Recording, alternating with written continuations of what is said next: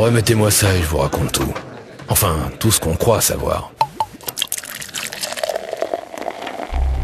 C'est toujours pareil dans ces histoires de famille de Richard. Faut toujours séparer ce qui est de l'ordre de la certitude et de l'ordre de la fabulation.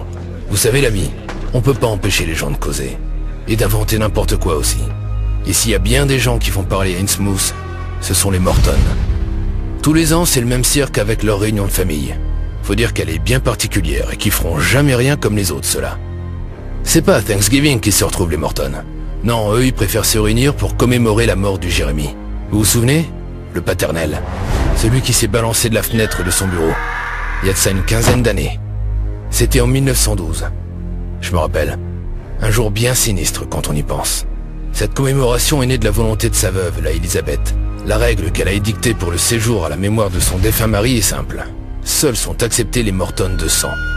C'est-à-dire les enfants sans leurs époux ou leurs épouses.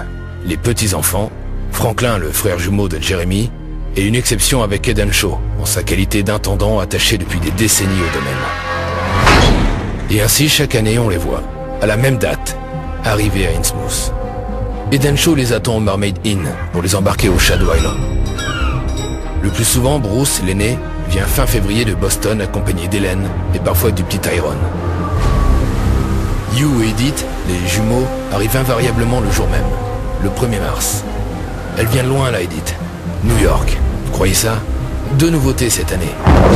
La cadette, la Pearl qui a quitté Shadow Island l'an passé pour se marier, est venue toute seule avec son nouveau-né, une fille. Et surtout l'événement. Le William est apparu pour la première fois. Depuis la mort de son paternel, il n'avait pas mis les pieds sur l'île. C'est une grande première. Ça fait jaser, croyez-moi.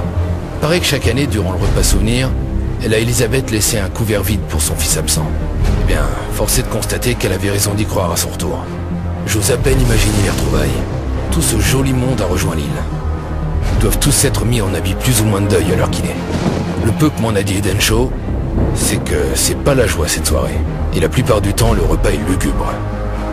D'ailleurs, en général, les enfants ne traînent pas sur l'île. Et le lendemain, la plupart ont quitté les lieux. Il ne reste plus que la Elisabeth, le Franklin et la petite sœur. Comme le restant de l'année.